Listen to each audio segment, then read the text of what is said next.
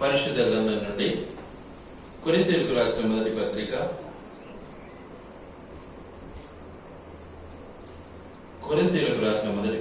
11వ అధ్యాయము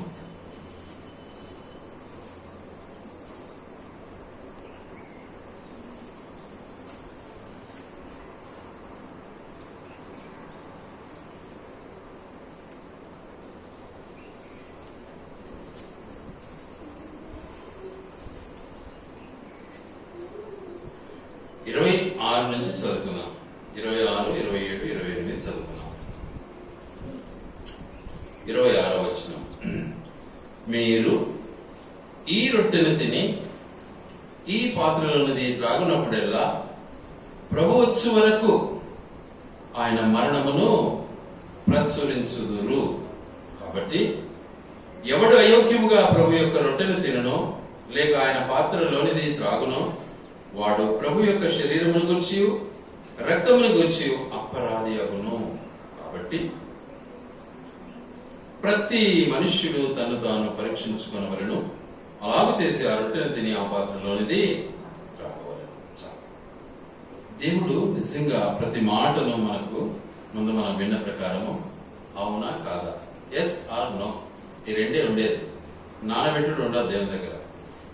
చాలా స్పష్టంగా మాట్లాడుతూ ఉంటాడు. ఆ స్పష్టతను మనము ఏం చేస్తామంటే నెగ్లెక్ట్ చేస్తాం.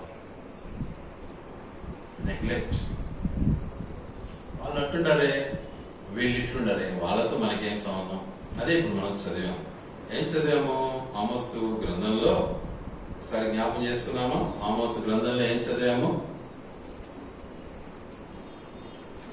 బేతేలులో, తర్వాత ఆమోసు గ్రంథం 5వ అధ్యాయం. ఆమోసు గ్రంథం 5వ అధ్యాయం. బేతేలు, గిల్గాలు, బేర్షెబ వాటిని నమ్ముకోకండి అంటూ ఉన్నాడు. చూసారా? మేము మొదటి పోతాడంగా అయిపోయింది, ఇంకా మేము పోతాం పైకి అనుకోవద్దు. No, never. ఆశ్రయించాల్సింది ఎవరిని? దేవుని. దేవుని ఆశ్రయించాల. నువ్వు ఏ గుడికన్నా పో, ఏ మందిరానికన్నా వెళ్ళు, ఆశ్రయించవలసింది ఎవరిని? నిజ దేవుని. అందుకే చాలా స్పష్టంగా మనకు రాసి పెట్టాడు. చాలా స్పష్టంగా అంటున్నాడు. ఏమంటాడు? బేతేలును ఆశ్రయింపకుడి, గిల్గాలులో ప్రవేశింపకుడి, బేర్షెబాకు వెళ్ళకుడి. గిల్గాలు అవశ్యముగా చెరపట్టబడిపోవును, బేతేలు శూన్యమగును. మరి ఏం చేయాలా? యెహోవాను ఆశ్రయించు. ఎంత స్పష్టంగా ఉంది. ఆ గుడికి పోతే పైకి పోతాము, ఈ గుడికి పోతే పైకి పోతాము, వాళ్ళు చెప్పింది తింటే పైకి పోతాము, ఆ సేవకుల దగ్గరికి పోతే పైకి పోతాము, ఆ పాస్టర్ దగ్గరికి వెళ్తే పైకి పోతాము. నెవర్ లేదు. ఎస్, దేవుని నువ్వు ఆశ్రయిస్తేనే పైకి పోతావు, అంతే. అందుకే ఆయన చాలా స్పష్టంగా అన్నాడు, యెహోవాను ఆశ్రయించుడి, యెహోవాను ఆశ్రయించుడి, అప్పుడు మీరు బ్రతుకుదురు, అప్పుడు మీరు జీవంతో ఉంటారు. అందుకే యేసు ప్రభువు అన్నాడు, ఆ జీవము నేనే, ఆ బ్రతుకుట నేనే, ఆ పట్టణము నేనే, ఆ మార్గము నేనే, ఆ దేశము నేనే, నా ద్వారానే. చూసుకోండి, ఒకసారి ఆలోచించండి. అనవసరంగా రకరకాల ఆలోచనలతో రకరకాల మందిరాల పరిస్థితిని మనం అనుకోవడం వేస్ట్. దానివల్ల ఏం లాభం లేదు. అందుకే నా తరపున అన్ని మందిరాలు సమానమే. నేను ఎవరిని విమర్శించాను, చేత కాదు, నా చేత కాదు, విమర్శించే హక్కు నాకు లేదు. అయితే ఒక్కటి, ఆరాధన మాత్రం ఇక్కడ ఉంది. ఇండివిజువల్ ఆరాధన దేవునికి అవసరం. ప్రతి ఒక్కరు దేవుని ఆరాధించాలండి. ప్రతి ఒక్కరి కొరకు కదా రక్తం కార్చాడు. ఇప్పుడే చదివాం, మనం ముందు లెసన్లో చదివాం. ప్రతి ఒక్కరి కొరకు ఆయన ఏం చేశాడు? కల్వరి శిలువలో రక్తం చెందించాడు. నీ కొరకు, నా కొరకు కాదు, లోకమంతటి కొరకు అన్నాడు. లోకమంతటి కొరకు. మరి ఎలా ఆయన ఆరాధించకుండా ఉంటా? గుంపులో గోవింద అంటే ఎలా సరిపోతుంది? నిన్ను నువ్వు ప్రతిష్ఠించుకొని దేవునికి అంటున్నాడు. నేను నువ్వు ఏం చేయాలి? ఈ దేవునికి ప్రతిష్ఠించుకోవాలి. అందుకే సమయం కేటాయించి పెట్టాడు దేవుడు. అపోస్తుల కార్యములు 17:27 17:27 17:27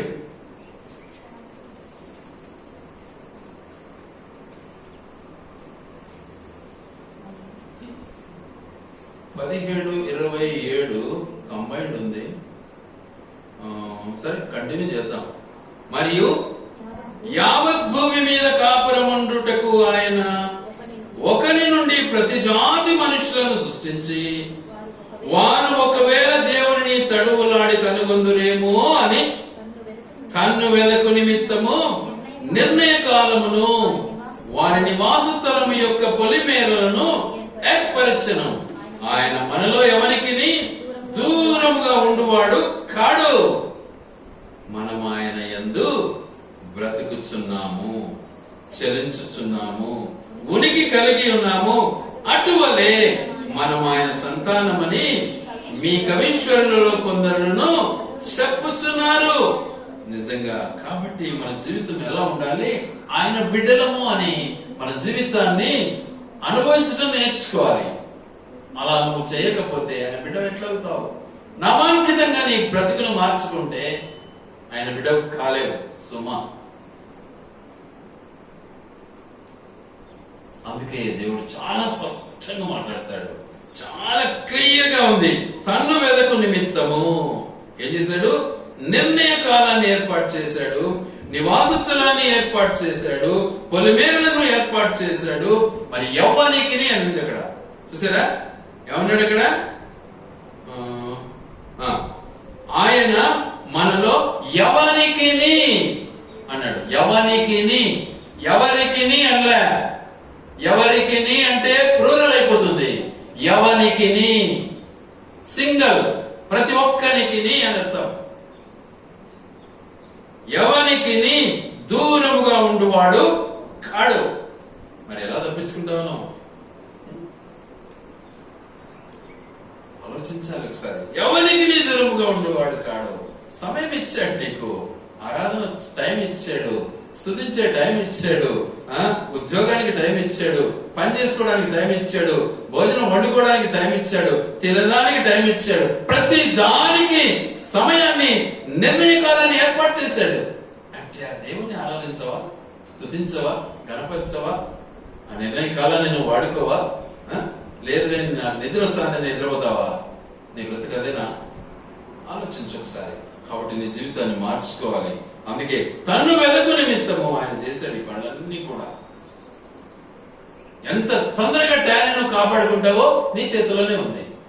ఏం చేయాలా? ఆ పనింది, ఈ పనింది, అది ఇది ఇది అని సాగులని చెప్పుకొని అబద్ధం అంతా చెప్పి మోసం అంతా చేసి దేవుడి సన్నిధిని కోల్పోతే ఏం ప్రయోజనం?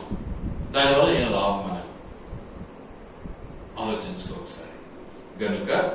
గనుక మన జీవితాలను మనము సరి చేసుకోవడానికి సిద్ధపడాలి. ఎందుకంటే నిజంగా ఆయన ఎల్లప్పుడూ మనం ఏం చేయాలి అంటే చూడకోలేదు నేర్చుకోవాలి. ఆయన చూడాలి, ఆయన చూసేది నేర్చుకోవాలి. చూడకనే మనం లేట్ అవుతాం, చూడకనే మనం నిర్లక్ష్యం చేస్తాం, చూడకనే మన సమయాన్ని వ్యర్థపరుచుకుంటూ ఉంటాం. ఆయన చూడటానికి నువ్వు ఇష్టపడితే సమయాన్ని వేస్ట్ చేయవు, సమయాన్ని పోగొట్టవు, చాలా జాగ్రత్త పడి ఉంటావు. ఆయన చూసినాలే, నాకు అన్ని తెలుసులే అనుకుంటావా? ఖచ్చితంగా నువ్వు నిర్లక్ష్యంగానే ఉంటావు. నీ బ్రతకాలి. నా జీవితంలో ఇంతవరకు నేను నాకు తెలుసు అనే పదాన్ని నేను ఊహించాలి అనుకోను. పరిశుద్ధ గ్రంథాన్ని చదువుతూనే ఉంటా, ప్రతి రోజు చదువుతూనే ఉంటా. ఎన్ని అధ్యాయాలు చదువుతుంటాను దేవుడే చదువుతానే ఉంటా. ఎందుకు? ఆయన నేను జ్ఞాపకం చేసుకోవాలి నా జీవితంలో, ఆయన నేను చూడాలి నా జీవితంలో. కాబట్టి సమయం ఆయన ఇచ్చాడు నాకు. సమయం ఆయనది, నిద్రపోవడానికి కాదు కదా ఇది. ఆలోచించండి ఒకసారి. కాబట్టి మన బ్రతుకును ఒక్కసారి మనం పరిశీలించుకోవాలి. అప్పుడు మనము నిజంగా ఎట్లుంటాము? సొదొమ గొమొర్రాను దాటిన వారంగా ఉంటాం. లేకపోతే లేకపోతే సొదొమ గొమొర్రాలాగా తయారైపోతాం. అక్కడ పంట లేదు, అక్కడ బీజం వేస్తే విత్తనం వేస్తే పంట రాదు, కాలిపోయింది ఆ పట్టణం. చూడండి దయచేసి ఆ మాటలు ఒకసారి జ్ఞాపం చేసుకుందాం. ఆది కాండము 19వ అధ్యాయము 24-25 వచనాలు. ఆది కాండము 19వ అధ్యాయము 24-25 వచనాలు చదువుకుందాం. అప్పుడు యెహోవా సొదొమ మీదను గొమొర్రా మీదను యెహోవా యొద్ద నుండి గంధకమును అగ్నిని ఆకాశము నుండి కురిపించి ఆ పట్టణములను ఆ మైదానమంతటిని ఆ పట్టణములలో నివసించిన వారిని అందరినీ నేల మొలకలను నాశనము చూసారే. నీలో ఇక ఫలం రాదు, నీలో మొలక రాదు, నువ్వేమైపోతావు? కాల్చబడతావు. నీ బ్రతుకది సొదొమ గొమొర్రా వలె ఏమైపోతావు? నీవు కాల్చబడతావు. కాబట్టి నిర్లక్ష్యం చేయకండి, అలక్ష్యం చేయకండి. మనకు తెలుసు అనుకోవకండి. తెలిసినోడు ఇంతవరకు ప్రపంచంలో ఎవడు లేడు. పూర్తిగా తెలిస్తే వాడు భయభక్తులు కలిగి ఉంటాడు. అది సంగతి. నిర్లక్ష్యం చేస్తున్నాము అంటే ఏమని అర్థం? నాకు అది తెలుసులే అనుకున్నామని అర్థం. గనుక ప్రభువులో మనం కొనసాగు నిమిత్తమై దేవుడు నిజంగా మనల్ని తన రక్షణను మనం అనుభవించులాగా కృప చేత మనకు రక్షణ అనుగ్రహించి తన రాజ్యానికి వారసుల నిమిత్తము ఆయన వెదకు నిమిత్తమై కాలాన్ని ఏర్పాటు చేసి, నిర్ణయ కాలాన్ని ఏర్పాటు చేసి ఎల్లప్పుడూ కూడా ఆయనను జ్ఞాపకం ఉంచుకోవడానికి ఏం చేశాడు? జ్ఞాపకార్థ సూచనగా తన శరీరాన్ని, తన రక్తాన్ని మనకు అనుగ్రహించాడు. ఇది మీలో మీరు పంచుకొని తినుడి త్రాగుడి అన్నాడు. మాకు తెలుసులే అంటే తెలుసా? మరి అనుభవించేది ఎవరు? ఇంగ్లీషుడా? ఈ బైబిల్ వాళ్ళక మనక? రక్షణ ఇచ్చింది మనక వాళ్ళక? ఆలోచించాలి ఒకసారి. కాబట్టి మన బ్రతుకును ఒకసారి మనం పరిశీలించుకోవాలి.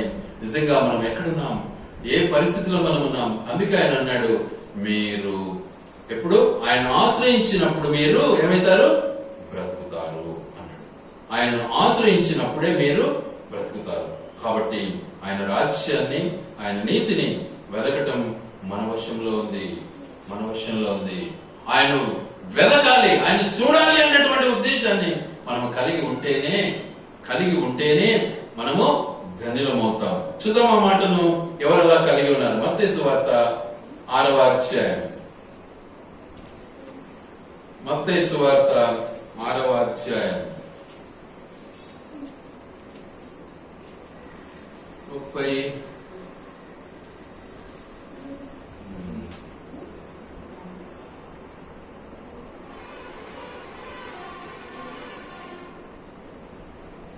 6వ అధ్యాయం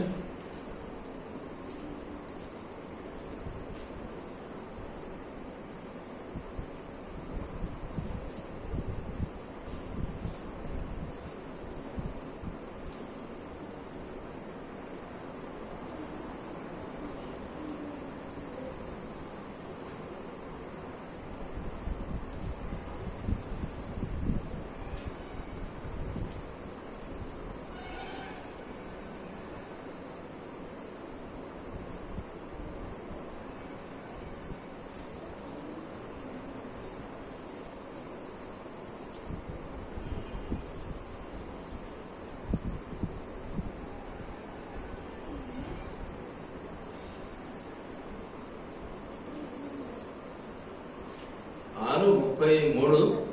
కాబట్టి మీరు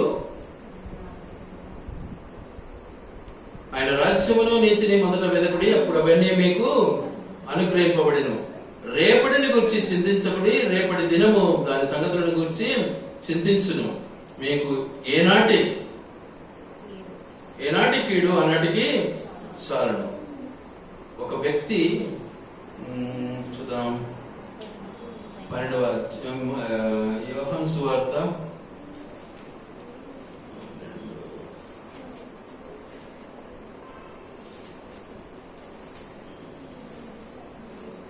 12వ యోహాను సువార్త 12వ అధ్యాయం 20 నుంచి చదువుకుందాం కొంచెం. ఆ పండుగలో ఆరాధింపు వచ్చిన వారిలో కొందరు గ్రీసు దేశస్థులు ఉండేవి. వారు గలిలయలోని బెత్సయిదా వాడైన ఫిలిప్పు వద్దకు వచ్చి, అయ్యా, మేము యేసును చూడగోరుచున్నామని ఆయనతో చెప్పగా, చూసారా, ఎవరిని చూడాలంట? యేసయ్యను చూసేది నేర్చుకోవాలంట. యేసయ్యను చూసేది మనం కూడా తహతహలాడాలి. యేసయ్యను చూడాలి అనేటువంటి మనస్సు మనలో పెరగాలి. ఆ హృదయం మనకు కావాలి. యేసయ్యను మనం చూడాలి చెప్పగా, ఫిలిప్పు వచ్చి ఆంద్రేయతో చెప్పాను. ఆంద్రేయు ఫిలిప్పును వచ్చి యేసుతో చెప్పాను. చూసారా ఎంత వెంటనే ట్రాన్సాక్షన్ అన్నమాట. ఫిలిప్తో చెప్పాడు, ఫిలిప్పు ఆంద్రేయ కలిసి ఇద్దరు కలిసి యేసుతో చెప్పారు.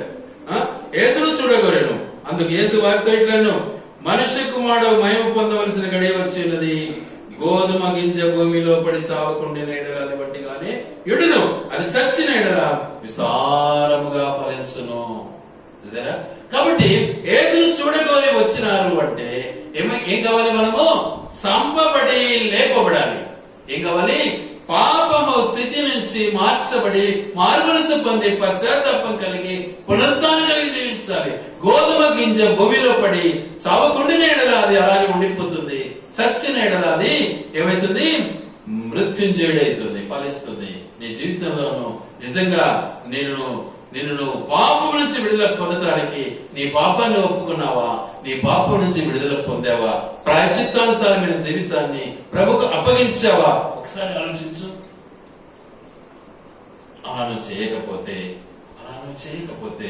ప్రభుని చూడలేరు, ప్రభు రాజ్యంలో ప్రవేశించలేరు.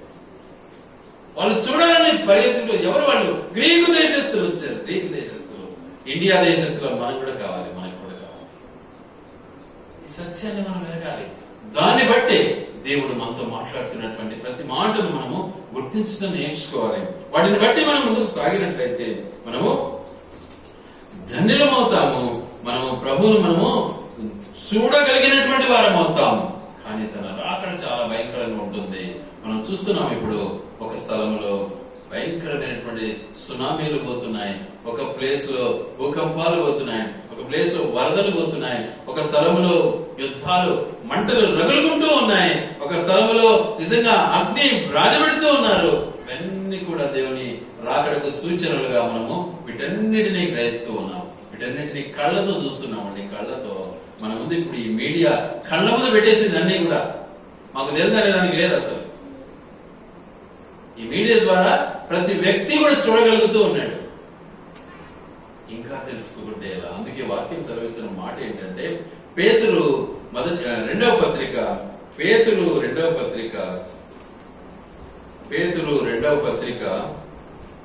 3వ అధ్యాయము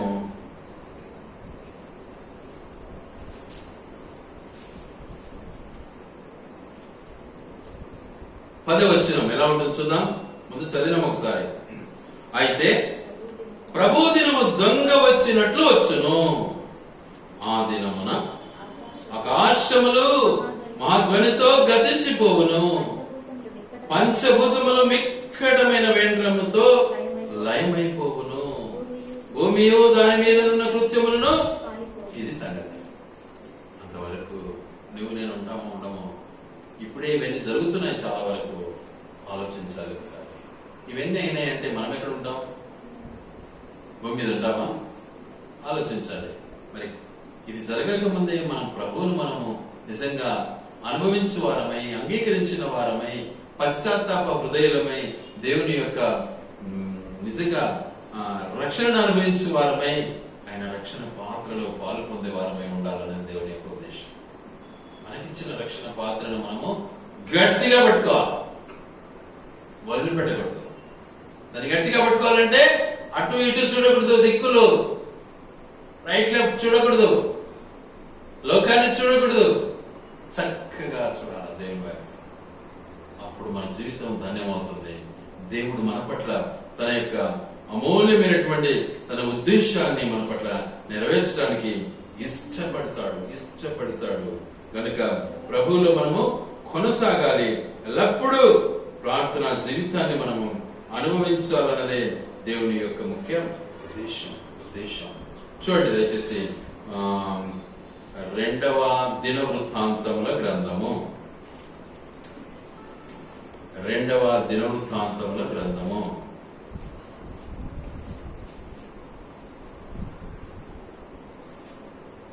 13వ అధ్యాయము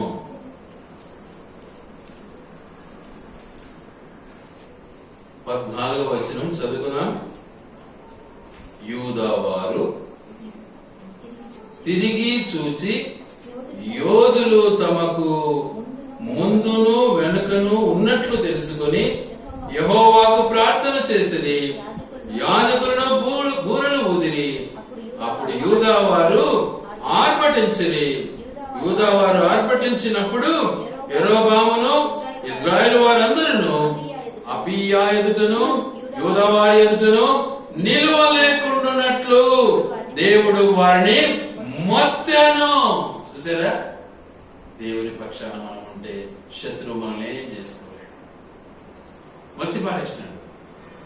ఎవరిని మొత్తాడు? ఇక్కడ చదివినాం ఇప్పుడే. యెరోబాము సైన్యాన్ని మొత్తేశాడు. యెరోబాము ఎవరికి రాజుగా ఉన్నాడు? ఇశ్రాయేలీయులకు రాజుగా ఉన్నాడు. మరి ఎవరిని కాపాడుతున్నాడు? యూదులను కాపాడుతూ ఉన్నాడు. ఇజ్రాయేల్ అందరూ ఏమైపోయినారు? విగ్రహారాధికులు అయిపోయినారు. యూదులు విగ్రహారాధికులు కాలేదు కానీ యేసుప్రభు నమ్మలే. అంతే సమస్య వచ్చింది. యెహోవాయే మా దేవుడు అంటారే కానీ యేసుప్రభు అంటే మా రక్షకుడు కాదంటారు. తేడా అనే ఉండేది. కాబట్టి తన సొంత రక్షణకు తన సొంత రక్తమే చిందించాలి. కాబట్టి ప్రభు మనందరి కొరకు తన రక్తాన్ని చిందించాడు కనుక మనము ఆయన వైపు చూస్తూ ముందుకు సాగటం అన్నది మనము గ్రహించవలసినటువంటి బాధ్యత. ఎందుకంటే ఆయనలో మనం కొనసాగాలి, ఆయనలో మనం జీవించాలి, ఆయనతో మనము నిత్యత్వాన్ని అనుభవించాలి. అది దేవుని యొక్క ముఖ్య ఉద్దేశం. ఏముంది లోకం అందరితో పాటు మనం పోతాంలే అంటే పోతావు. ఎందుకు అందరితో పాటే? యాకోబు అన్నాడు, అందరితో పాటు నేను నా పితరులతో పాటు నేను పోతున్నాను, నన్ను తీసుకురాడు బాధ పెట్టండి అన్నాడు. అబ్రహాం కూడా ఆ మాట అన్నాడు, ఇస్సాకు ఆ మాట అన్నాడు. అంటే వాళ్ళకు మనకు తేడా ఉందా లేదా ఒకసారి ఆలోచించండి. అబ్రహాము దేవుని నమ్మెను, అది ఆయనకు నీతి అని ఎంచబడెను. చూసారా, నువ్వు నమ్మితే నువ్వు నీతిమంతుడు అయ్యావా? సరే ఆలోచించు. అవినీతి పనులు చేస్తున్నావా లేదా? సరే ఆలోచించు. కాబట్టి నీతి ఫలములు ఫలించాలి. మనం ఏంటి అవి? ప్రేమ, సంతోషము, సమాధానము, దీర్ఘశాంతము, దయాళుత్వము, మంచితనము, విశ్వాసము, సాత్వికము, ఆశానిగ్రహం. వాటిని మనం పొందాలా? ఓర్పు లేని బ్రతుకు, కష్టాలు వస్తాయి ఏం చేయాలా అని దండోర కట్టుకుంటే ఏం మేలు? ఏమైనా మేలా? వాటిని సహించాలా? వాటిని జయించాలా? అది గొప్పతనం. యేసు ప్రభు ఇంకా నేను శిలువలో నన్ను చంపేస్తారే, ఇంకా నేను పారిపోదాం అనుకున్నాడా? లేదు. ఆయన నమ్మిన బిడ్డకు నువ్వు ఎలా ఉండాలి? పారిపోవడానికి ఎందుకు ఇష్టపడతావు? చాలా మంది ఈరోజు ఆ రీతిగా పారిపోయి ఏమంటారు, పిరికి వాళ్ళు అయిపోయి నిజంగా దిక్కులు చూస్తూ యేసు ప్రభుని మర్చిపోయిన జీవితం. పైనుంచి మళ్ళా యేసు ప్రభు అనేదే. దానివల్ల మనం ఆత్మీయులం కాలేము. దానివల్ల యేసు ప్రభు బిడ్డలం కాలేము. దానివల్ల మనము ఆత్మీయంగా ఎదగలేము. కాబట్టి మనము ఆత్మీయ దిశలో ఎదగటానికి మనము సిద్ధపడాలి. అందుకే ఆయన అంటాడు, నేను వచ్చేంత వరకు ఏం చేయాలి నువ్వు? నేను నీకు ఇచ్చిన ఈ రొట్టె, ఈ ద్రాక్ష రసము ఏం చేయాలి? నువ్వు జ్ఞాపకం చేసుకో. ఈ రొట్టెను తిని ఈ పాత్రలోనిది తాగాలి. ఏ రొట్టె? యేసయ్య రొట్టె. ఏ పాత్ర? యేసయ్య పాత్ర. చాలా మంది దీన్ని చాలా నెగ్లెక్ట్ చేస్తూ ఉంటారు. అయిపోయిందిలే, నీళ్ళలో మునిగి తేలినంలే, అయిపోయింది అనుకుంటుంటారు. కాదండి, నీళ్ళలో మునుగుతానే సరిపోదండి. అందులో నీ క్రియ చాలా అవసరం, నీ పరిశుద్ధత చాలా అవసరం. అందుకే అంటాడు యోగ్య రీతిగా దీంట్లో నువ్వు చేయాలి అంటాడు. యోగ్యులుగా దీంట్లో పాలు పంచుకోవాలి అంటాడు. యోగ్యత కావాలి మనకు. యోగ్యత లేకపోతే ఏం ప్రయోజనం ఆలోచించాలి. కాబట్టి ఏదో సామెత చెప్పినట్టు చెప్పేదేమో నీతులు అదులు ఎక్కడికి పోతారంట, అక్కడికి పోతారంట. ఏం ప్రయోజనం దానివల్ల? కాబట్టి అలాంటి పరిస్థితికి లోను కాకూడదండి. నీ జీవితాన్ని ప్రభువుకు అంకితం చేసుకున్న తర్వాత మళ్ళీ వెనకంజ వేయకూడదు. కాబట్టి వాటిని ఒకసారి జ్ఞాపకం చేసుకొని ప్రభువులో మనం కొనసాగుదాం. దేవుడు నిజంగా మన పట్ల తన యొక్క అమూల్యమైనటువంటి గొప్ప విషయాలను మన పట్ల నెరవేర్చడానికి ఆయన ఇష్టపడుతున్నాడు కనుక ప్రభువులో మనం కొనసాగి ఆయనలో నిజంగా జీవించుదాం. యోగ్య రీతిగా బలలో పాలు పొందుదాం. దేవుడి మాటలు ఆయన వెనుకల్లో దీవించి ఆశీర్వదించును గాక.